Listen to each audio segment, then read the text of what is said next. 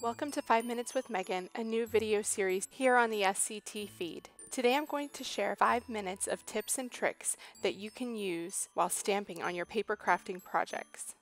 So the first trick I want to show you works best with clear stamps, and it's about how you can change the color of a stamp by stamping twice or sometimes 3 times with different colors.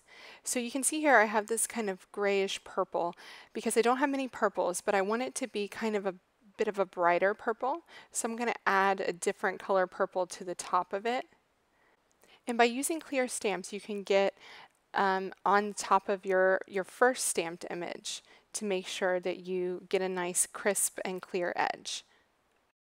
So play around with different colors from your stamp pads, and remember, if you don't have the right color, maybe it's just a simple mix of 2 colors that'll create the perfect color for your stamped image. Next, I want to show you about how to create a faded effect, and I do this quite a lot with sentiments.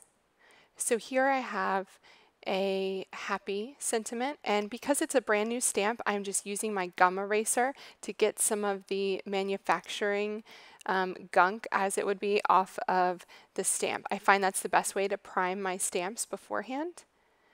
So I have the word happy, and I'm stamping it once, twice, 3 times. And because I have a nice line on my stamp, acrylic, I can see that I'm keeping it nice and straight. So you can just see how it faded from the top. And then I'm going to add birthday in a different color. And again, I'm going to use my gum eraser here because that helps the ink to stick to the clear stamp. That's another great tip. If you don't have a gum eraser, just grab a regular pencil eraser. So this is a really easy technique, but it's really professional looking. Next, we're going to stamp an image with 2 different colors. So I'm using rubber for this because I find that the ink just works a bit better with it. And I'm using Stampin' Up! Markers, but you can use any kind of water-based brush tip marker. So you can see the thanks so very much stamped there just fine in green. But if you want to change up the colors on your stamp, I want thanks to be green and so very much to be a light blue. So I'm just coloring them in with my markers. And then I'm going to switch markers to the blue and do so very much. Now, if this takes you a while and you find that your ink is dry, you can huff on your stamp and get that ink wet before you stamp again. Looks really professional. Lastly, I'm going to talk to you about patterns, creating patterns with your stamps, and I find this so easy to do with a piece of smooth cardstock. You can create your own customized pattern paper. So I'm using a circular phrase stamp that says current events and a circle stamp, and I'm just using a whole bunch of different colors. You'll see that they coordinate with the photo that I'm using on this layout. And what I like to do is think of everything in terms of triangles or pairs of 3. So I have 3 circles in a grouping, and what I'm going to do is make triangles out of each grouping. Don't forget that you can also change colors by stamping off. So that bright coral, I just made it a lighter coral pink by stamping off on my my plain piece of paper on the left side there.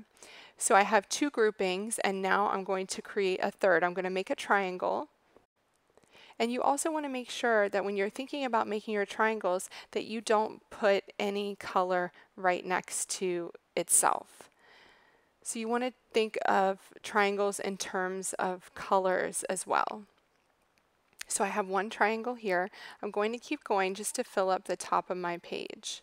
And be sure that when you're creating your own pattern paper, you make sure that you stamp off of the edge of the paper. Because when you look at pattern paper created by manufacturers, the patterns don't just end at the edge of the pattern paper. So you want to make sure you do the same to get a really professional look. If you're trying out your own stamped pattern paper for the first time, I would suggest using just 1 simple image and getting some practice in on a piece of printer paper instead of one of your good cardstocks. And you'll quickly see how creating triangles really helps to make your pattern and your colors really work.